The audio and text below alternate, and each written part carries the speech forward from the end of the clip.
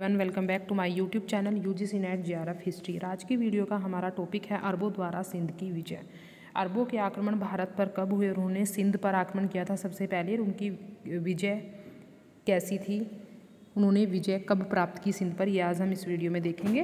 तो अगर आपको वीडियो अच्छी लगी तो प्लीज़ वीडियो को लाइक शेयर कीजिएगा, चैनल को सब्सक्राइब जरूर कीजिएगा और कमेंट बॉक्स में लिखकर जरूर बताइएगा। तो आज की वीडियो का टॉपिक अरबों द्वारा सिंध की विजय जो है आज हम स्टार्ट करते हैं। अरब आक्रमण जो भारत पर हुए थे वो भारतीय इतिहास में ऐसा कहा जाता है कि काफ़ी महत्वपूर्ण घटना है। जो अरबों का आक्रमण भारत पर हुआ ये भारतीय इतिहास की एक घटना मानी जाती है। अरबों के द्वारा धन की इच्छा से धन की लूट के लिए सिंध एवं उसके जो आसपास के क्षेत्र थे उस पर आक्रमण किए गए थे। और भारत पर सबसे पहला जो मुस्लिम आक्रमण है वो 711 ईस्वी में 711 AD में उबैदुल्लाह के नेतृत्व में हुआ था और 711 में ही बुदेल के नेतृत्व में दूसरा आक्रमण हुआ। ये दोनों ही जो आक्रमण थे जो 711 ईस्वी में हुए थे दोनों ही असफल रहे। और 712 ईस्वी में मोहम्मद बिन कासिम के नेतृत्व में पहला सफल मुस्लिम आक्रमण भारत पर हुआ था। उस समय सिंध पर दाहिर राजा थे, दाहिर सिंध के जो शासन कर रहे थे, जिस टाइम 712 में मोहम्मद बिन कासिम ने सिंध पर आक्रमण किया था। सिंध विजय के बावजूद अरब आक्रमणकारी जो है भारत में उस प्रकार का साम्राज्य स्थापित नहीं कर पाए थे जैसा कि उस समय उन्होंने एशिया, अफ्रीका और यूरोप के विभिन्न भागों में बनाया था, क्योंकि उससे पहले उनका जो साम्राज्य था वो एशिया, अफ्रीका और यूरोप के कुछ भागों पर था। तो देखते हैं अरबों की सिंध विजय। सिंध में राय वंश का शासन था।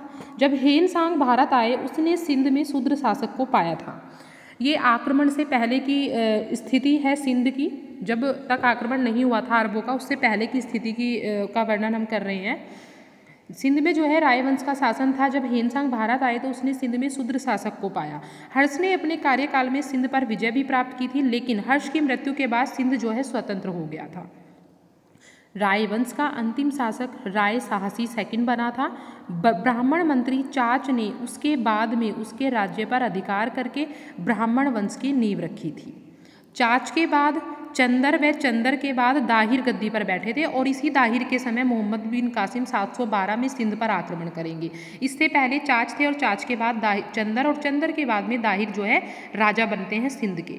इसी सिंध राजा दाहिर ने सिंध आक्रमण के समय अरबों का सामना किया था। जब अरबों ने सिंध पर आक्रमण किए इसी टाइम दाहिर राजा ने ही इन आक्रमणों का सामना किया। सिंध विजय से पूर्व अरबों की असफल आक्रमण। जब सिंध विजय हुई जो सफल विजय थी उससे पहले भी अरबों के कई आक्रमण भारत पर हो चुके थे जो असफल रहे थे, जिसकी मैंने आपको बात बताई थी कि 711 ईस्वी में 2 आक्रमण हुए थे। एक उबैदुल्लाह के नेतृत्व में हुआ था और दूसरा बुदेल के। सर्वविदित यह है कि वास्तविक रूप से सिंध को अरबों ने 712 ईस्वी में भिक्षुओं ने बिना या विजित किया था। 712 ईस्वी में ही विजित किया था इन्होंने, अरबों ने 712 ईस्वी में ही इसे विजित किया। ये जो थोड़ा सा मिसप्रिंट हो रहा है, भिक्षु जो लिखा हुआ है ये गलत है। तो 712 ईस्वी में ही इन्होंने इसे विजय किया, ये मतलब सही है। लेकिन ऐसा नहीं है कि इससे पहले अरबों ने एक और कोई इस ओर जो है किसी विजय की कोशिश नहीं की।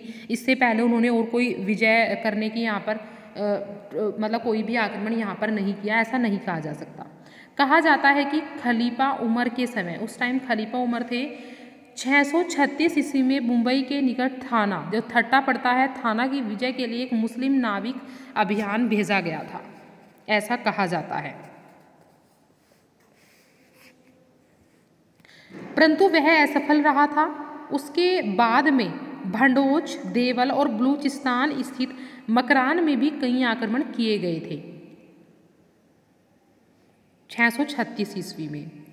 अतः 8वीं शताब्दी के प्रथम दशक में सिंध के प्रदेश मकरान को जीत लिया गया था और इस अभियान का नेतृत्व जो है इब्न अल हरी अल बहीती नाम के व्यक्ति ने किया था।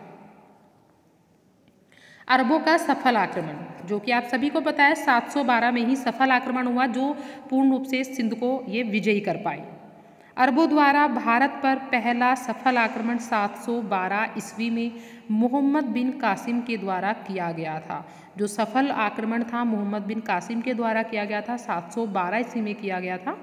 इस आक्रमण से पूर्व घटित घटनाओं को जो कई इतिहासकार हैं वो अरबों द्वारा सिंध पर आक्रमण का मुख्य कारण मानते हैं।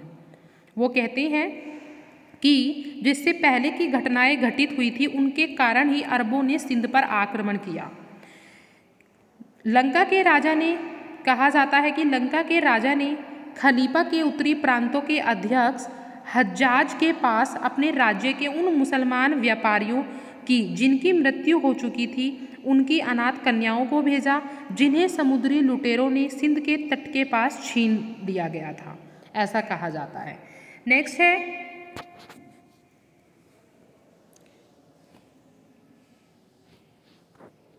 एक अन्य वर्णन के अनुसार लंका के राजा ने स्वयं इस्लाम धर्म स्वीकार कर लिया और वह खलीफा के पास सैनिक व मूल्यवान उपहार भेजता रहा। तभी मार्ग में सिंध के तट के पास उन्हें लूट लिया गया। खलीफा ने अपने प्रतिनिधियों को भारत से दासियां व अन्य वस्तुओं को खरीदने के लिए भेजा, जिन्हें दाहिर के राज्य के मुख्य बंदरगाह देवल में पहुंचने पर समुद्री लुटेरों ने लूट लिया। परिणामतः सिंध के राजा दाहिर ने खलीफा ने क्षतिपूर्ति की मांग की कि जो ये नुकसान हमारा हुआ है इसकी जो है पूर्ति की जाए, लेकिन दाहिर ने इस मांग को अस्वीकार कर दिया। दाहिर जो है इसे मानने के लिए स्वीकार नहीं थे। खलीफा ने सिंध पर आक्रमण का निर्णय लिया। इस कारण भी सिंध पर अरबों ने आक्रमण करने की सोची थी। ये कारण थे सिंध पर आक्रमण के अरबों के। कारण कुछ भी हो, लेकिन वास्तविकता में अरबों की सिंध विजय का कारण इस्लाम धर्म का प्रचार प्रसार और लूट की धनराशि से धनवान बनने का दृढ़ निश्चय था। ये चाहते थे कि इस्लाम धर्म का प्रचार प्रसार हो और बहुत सारी धनराशि इनको लूट में प्राप्त हो। ऐसा इसलिए क्योंकि भारत पर आक्रमण से पहले वह अफ्रीका और यूरोप के विशाल क्षेत्रों को अपने अधीन कर चुके थे। वहाँ से उन्होंने काफ़ी धनराशि इकट्ठी की थी और अपने साम्राज्य का विस्तार किया था। अब आते हैं मोहम्मद बिन कासिम के अभियान। उन्होंने यहाँ पर कौन कौन से अभियान कौन कौन से क्षेत्र पर किए।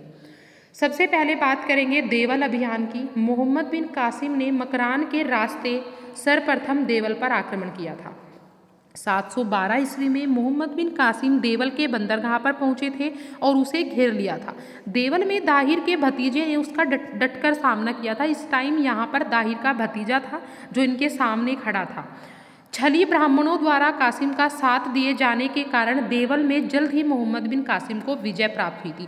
कुछ ब्राह्मणों ने धोखे से दाहिर के विरोधी थे, उन ब्राह्मणों ने मोहम्मद बिन कासिम का साथ दिया और मोहम्मद बिन कासिम जो है देवल पर विजय प्राप्त करने में सफल रहे। इस कारण दाहिर के जो भतीजे थे देवल या दाहिर के हाथ से ही देवल जो था निकल चुका था।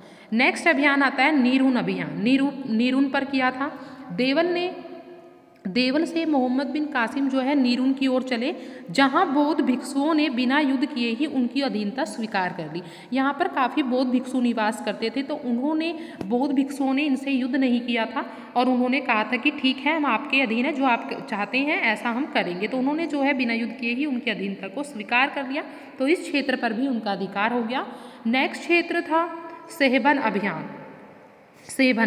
सेबन में दाहिर का चचेरा भाई माजरा नाम है उनके चचेरे भाई का, वो शासन करता था। यहाँ भी थोड़े बहुत विरोध के बाद में कासिम की अधीनता यहाँ के लोग जो थे वो स्वीकार कर लेते हैं और यहाँ पर भी मोहम्मद बिन कासिम का अधिकार हो जाता है। नेक्स्ट अभियान है रावर का अभियान। रावर अभियान इन्होंने सेहबन विजय के बाद मोहम्मद बिन कासिम ने सिंध नदी पार करके राजा दाहिर पर आक्रमण किया था। दाहिर इस आक्रमण से बहुत ज़्यादा चकित थे। उसने अपनी सेना के साथ भागकर रावर में शरण ले ली थी। दाहिर और कासिम की सेना के बीच में 20 जून 712 को एक बहुत बड़ा युद्ध हुआ। इस युद्ध के दौरान दाहिर की मृत्यु हो जाती है। ऐसा माना जाता है कि राजा दाहिर की मृत्यु के बाद में उसकी विधवा रानबाई ने वीरतापूर्वक रावर का किला था उसकी रक्षा की थी, और जब वो अपनी रक्षा न कर सकी तो तब उसने जौहर प्रथा का सम्मान पूर्वक उसकी रक्षा की। जौहर प्रथा के द्वारा जौहर प्रथा से उन्होंने अपने प्राणों का त्याग किया, ऐसा कहा जाता है रावर अभियान के टाइम पर ही। नेक्स्ट अभियान आता है आरोर या अलोर का अभियान बोलते हैं उसको।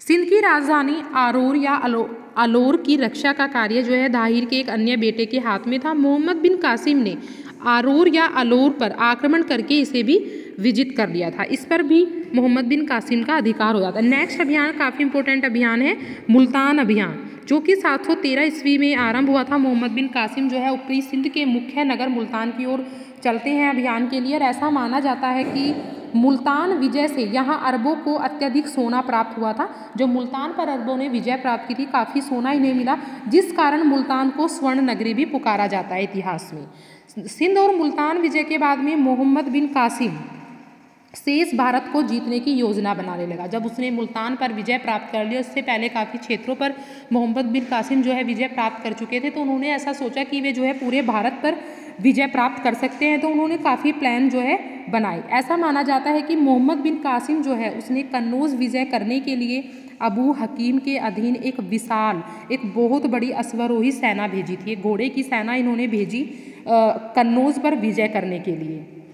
हालांकि मोहम्मद बिन कासिम जो है सिंध और मुल्तान के अलावा किसी और क्षेत्र को जीता इससे पहले ही उसकी मृत्यु हो जाती है। जो हमने बात की थी रावर अभियान के टाइम पर इनकी मृत्यु हो जाती है, तो इस प्रकार जो है ये इस विजय को नहीं कर पाते। सो स्टूडेंट्स, आज की वीडियो में हमने सिंध अरबों के सिंध पर आक्रमण के बारे में पढ़ा। अब नेक्स्ट वीडियो में हम सिंध की विजय के प्रभाव क्या पड़े, अरबों द्वारा सिंध की विजय के क्या प्रभाव थे जो भारत पर पड़े थे, नेक्स्ट वीडियो में बात करेंगे। तब तक के लिए अगर आपको वीडियो अच्छी लगे तो प्लीज़ वीडियो को लाइक शेयर कीजिएगा, चैनल को सब्सक्राइब कीजिएगा। Take care, have a good day.